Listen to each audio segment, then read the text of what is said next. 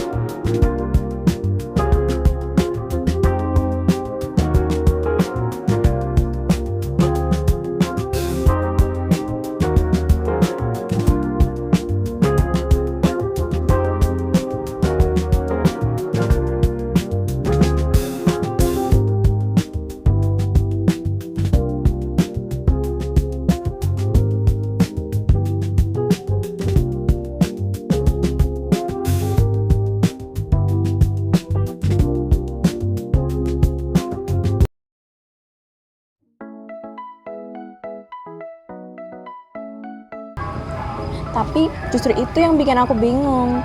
Kalau statusnya pemerintah, kenapa laporannya itu beda dengan instansi pemerintah lain? Itu kontradiktif. Bukan kontradiktif, justru itu intinya. BLU itu ada di tengahnya, makanya dia bisa beroperasi selayaknya entitas yang berorientasi pada layanan. Makanya standar akuntansinya itu campuran. Campuran gimana maksudnya? Sabar dulu Sif, kita belum sampai sana. Sekarang kita mulai dari dasarnya dulu ya. Kenapa BLU bisa jadi kenapa Poltekkes itu bisa jadi BLU? Oke, tapi nanti pertanyaanku dijawab loh. Iya, nanti dijawab, tapi urut. Nah, jadi BLU itu bukan sembarangan instansi bisa dapat status ini. Ada kriterianya. Diatur di PP nomor 23 tahun 2005.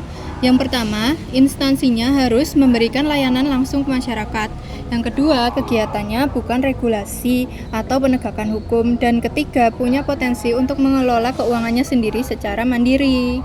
Lalu Poltekkes masuk semua 3 kriteria itu? Masuk. Layanannya jelas, pendidikan kesehatan untuk masyarakat, bukan instansi penegak hukum, dan pendapatannya dari SPP, layanan klinik, lab itu cukup signifikan untuk dikelola mandiri. Nah, perbedaan paling mendasar setelah jadi BLU itu soal fleksibilitas pengelolaan keuangan.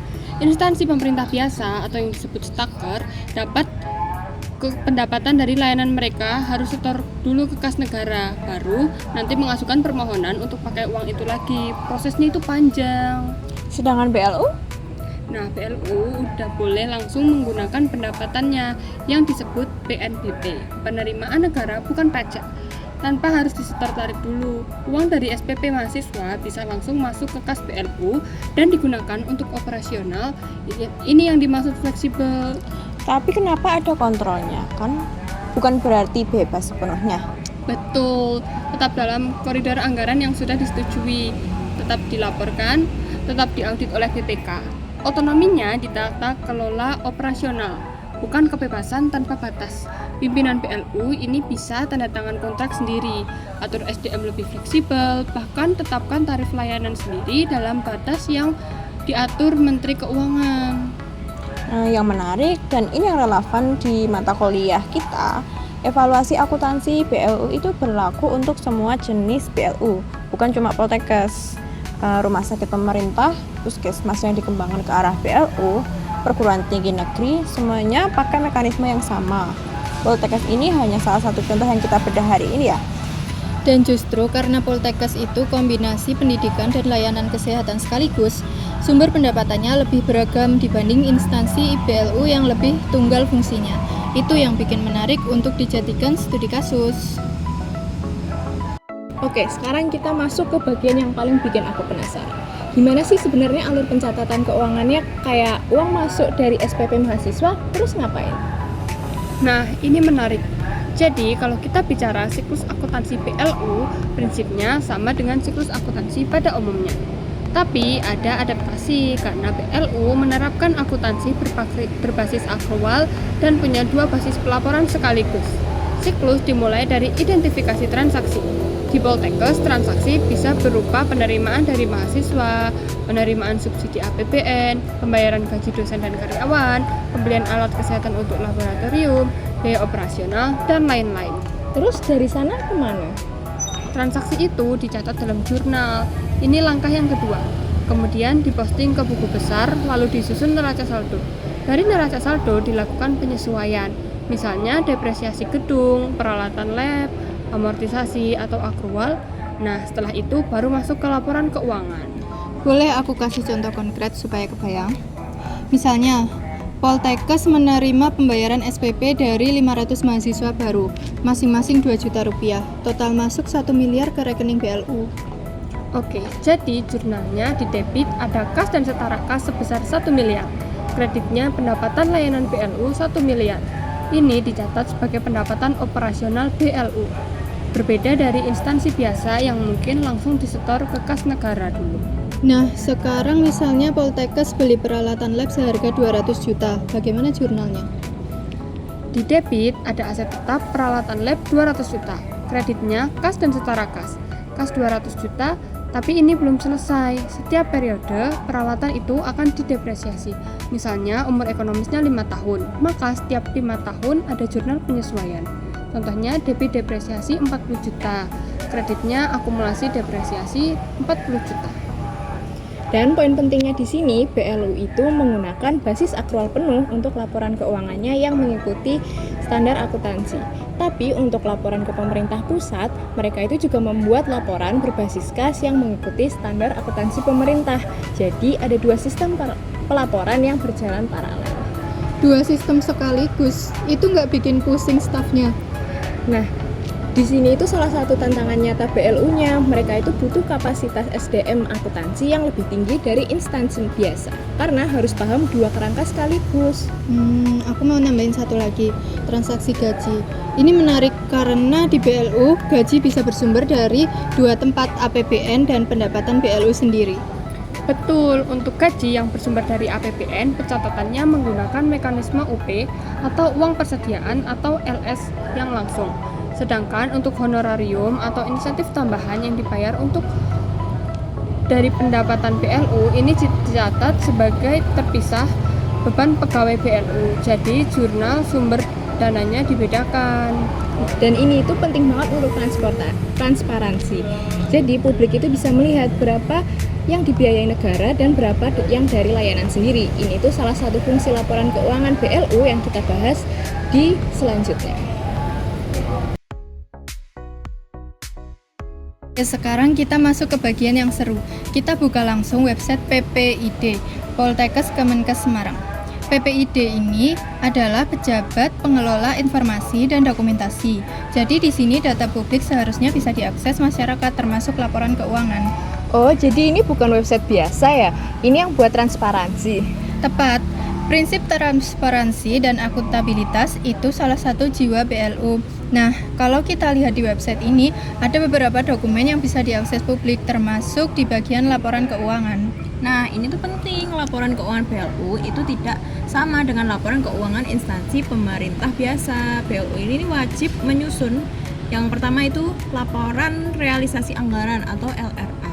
Nah, ini tuh isinya melaporkan realisasi pendapatan dan belanja dibandingkan anggarannya. Ini format yang familiar dengan laporan pemerintah.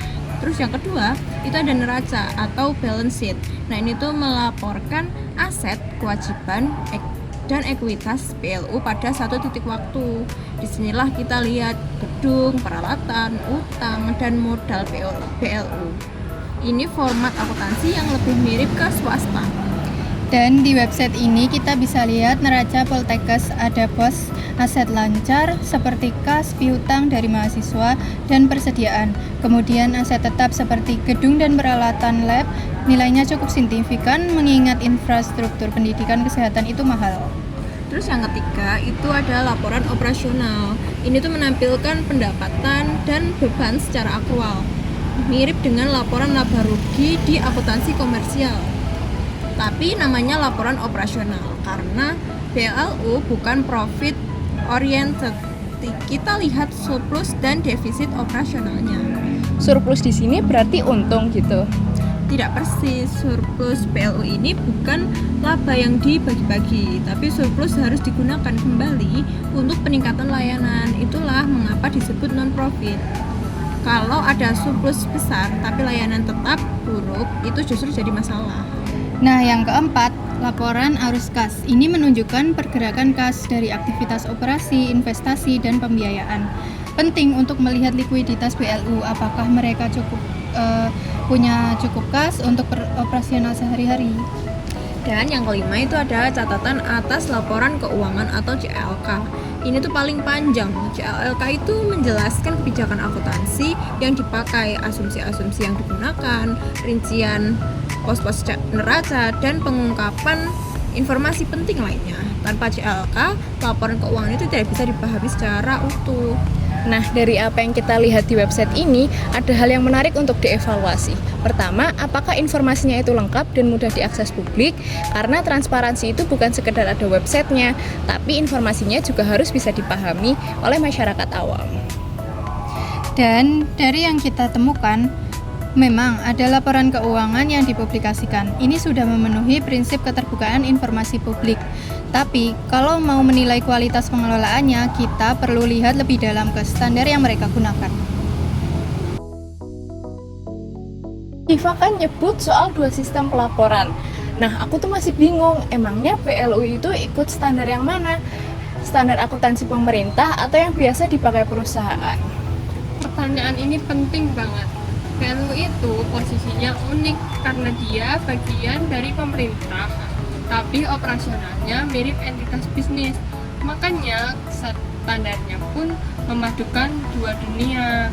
Untuk laporan pemerintah pusat, khususnya LRA dan laporan yang masuk ke sistem akuntansi instansi, PLU mengikuti standar akuntansi pemerintahan yang ditetapkan dalam Peraturan Pemerintahan Nomor 71 Tahun 2010. Ini basis kas menuju akrual atau sekarang sudah full akrual. Tapi untuk laporan keuangannya sendiri, neraca, laporan operasional, arus kas, PLU itu mengikuti SAK atau standar akuntansi keuangan, khususnya yang relevan untuk entitas non-profit. Ini full akrual dan lebih detail dari SAP dalam hal pengakuan aset, kewajiban, dan pendapatan. Jadi mereka itu harus paham 2 standar yang beda ya? Betul, dan secara teknis ada PMK, Peraturan Menteri Keuangan yang mengatur teknik akuntansi PLU ini. Salah satunya PMK nomor 220 tahun 2016 yang mengatur sistem akuntansi PLU dan pelaporan keuangannya. Kalau kita bandingkan, SAP itu ditujukan untuk entitas pemerintah secara keseluruhan. Fokusnya pada pertanggungjawaban anggaran, kas, dan aset negara. Prinsipnya, uang rakyat dipakai untuk apa? Sedangkan SAK lebih ke performa operasionalnya, kewajaran penyajian aset dan kewajiban, dan relevansi informasi bagi pengguna laporan. Dan ini jadi tantangan unik buat Poltekkes. Mereka harus membuat rekonsiliasi antara 2 laporan itu. Ada yang namanya laporan perubahan saldo anggaran lebih, dan ada penyesuaian antara basis kas SAP dengan basis akrual SAK. Ini tuh pekerjaan yang teknis dan membutuhkan sistem informasi akuntansi yang terintegrasi.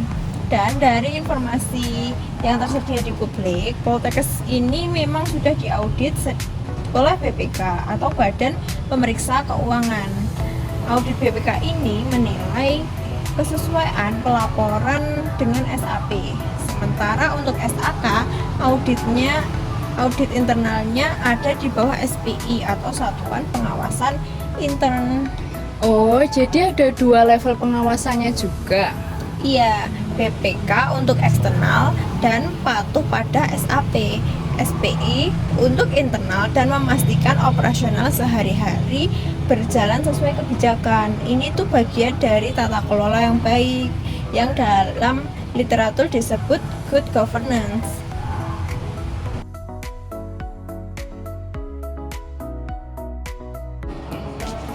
Oke, ini bagian terakhir sebelum closing, kita evaluasi dulu ya. Pertanyaan besarnya setelah kita lihat Poltekkes Kemenkes Semarang ini secara lebih dekat, apakah praktik akuntansi BLU-nya itu sudah ideal? Dari sisi transparansi ada perkembangan positif. Website PPID yang tersedia, laporan keuangan yang dipublikasikan, itu menunjukkan komitmen terhadap keterbukaan informasi. Ini sudah sejalan dengan prinsip akuntabilitas publik yang menjadi core di akuntansi sektor publik. Tapi kalau bicara kesiapan sumber daya manusia, ini masih jadi tantangan di banyak BLU, termasuk kemungkinan di Poltekkes. Mengelola 2 kerangka akuntansi sekaligus butuh staf yang tidak hanya paham teknis, tapi juga paham konteks regulasi yang terus berubah. PMK-nya aja udah beberapa kali direvisi. Dan dari sudut pandang mahasiswa yang akhir belajar ini, aku rasa yang paling menarik adalah bagaimana BLU ini membuktikan bahwa akuntansi pemerintahan itu tidak bisa dianggap lebih mudah dari akuntansi komersial. Justru lebih kompleks karena ada lapisan kepentingan publik di dalamnya. Tepat, dan kalau kita tarik ke konteks yang lebih luas, evaluasi akuntansi BLU itu relevan tidak hanya untuk Poltekkes tapi juga untuk rumah sakit pemerintah, universitas negeri, bahkan puskesmas yang mulai dikembangkan ke arah BLU. Semuanya punya tantangan yang mirip, yaitu bagaimana menjaga fleksibilitas tanpa mengorbankan akuntabilitas. Dan disinilah pentingnya kita sebagai calon akuntan sektor publik, kita yang nantinya akan menjadi jembatan antara regulasi dan implementasi, antara aturan di atas kertas dan realita di lapangan. Jadi, kita udah keliling secara metamorfosis dunia akuntansi BLU di Poltekkes Kemenkes Semarang ini, dari karakteristiknya, siklus pencatatannya, laporan keuangannya, sampai standar yang jadi landasannya. Dan yang bisa aku tarik dari poin utama ini, BLU itu bukan sekedar perubahan label dari instansi pemerintah, jadi badan layanan. Ini adalah pergeseran paradigma dalam pengelolaan keuangan negara. Dari yang semata-mata birokratis menjadi lebih berorientasi pada kinerja layanan. Transparansi bukan pilihan di sini, itu kewajiban. Dan sebagai mahasiswa akuntansi, kita perlu paham bahwa laporan keuangan BLU bukan dokumen administrasi belaka. Itu adalah cerminan komitmen institusi kepada masyarakat yang mereka layani. Terakhir dari aku, evaluasi akuntansi BLU itu selalu relevan karena BLU terus berkembang, terus regulasinya terus diperbarui dan tantangannya terus berubah. Itulah mengapa akuntansi sektor publik bukan mata kuliah yang bisa dihafal, tapi harus dipahami secara konseptual.